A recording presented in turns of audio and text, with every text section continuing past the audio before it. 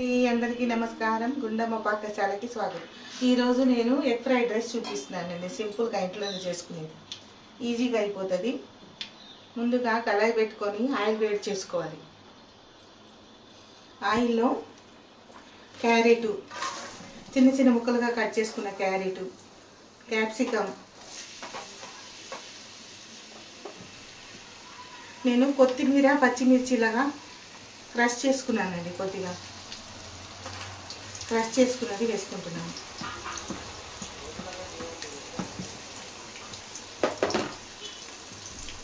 ఇది కొద్దిగా మగ్గాలన్నమాట. ఇది నూనెలో కొద్దిగా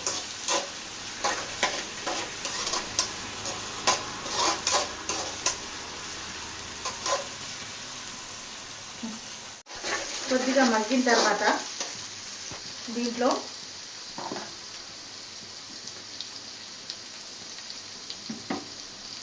పసుపు, ధనియాల పొడి కొద్దిగా వేసుకుందాం.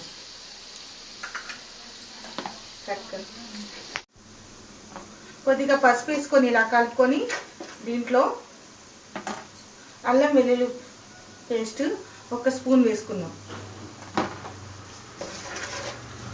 అల్లం వెల్లుల్లి పేస్ట్ కొద్దిగా వేసుకొని పచ్చి వాసన అంతా పోయేదాకా వేపుకొని అల్లం వెల్లుల్లి పేస్ట్. కొద్దిగా కలర్ కోసం నేను దీంట్లో కాశ్మీరీ చిల్లీ పౌడర్ వాడుతున్నానండి. కొద్దిగానే 1 స్పూన్.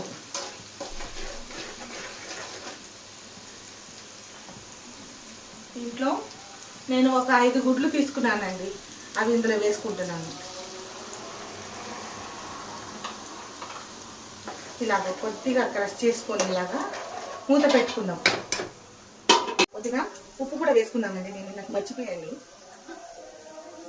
దీనికి సరిపడా ఉప్పు వేసుకుందాం. కొద్దిగా వేసుకొని ఇలా కలుపుకోవాలి బాగా.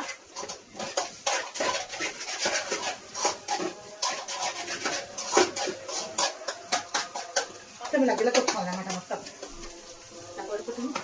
మూత పెట్టుకుందాం. మూత తీసుకొని చూసుకొని ఫ్రై అయిందండి. కొద్దిగా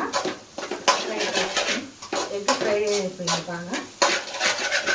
ఇప్పుడు దీంట్లో నేను బాస్మతి రైస్ వండి పెట్టుకున్నాను పక్కన. అది ఇలాగ చల్లారి పెట్టుకున్నాను. ఆ రైస్ ఇందులో వేసుకుందాం.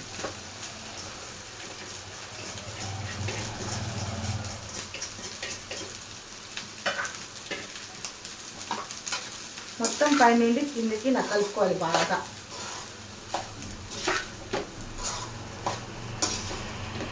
అయిపోయిందండి. వేడిగా ఎంతో రుచికరమైన ఎగ్ ఫ్రైడ్ రైస్ తయారు. సింపుల్గా అయిపోతుంది. ఇంట్లో దీన్ని ఇంకా మనం సర్వింగ్ ప్లేట్లో తీసుకుందాం.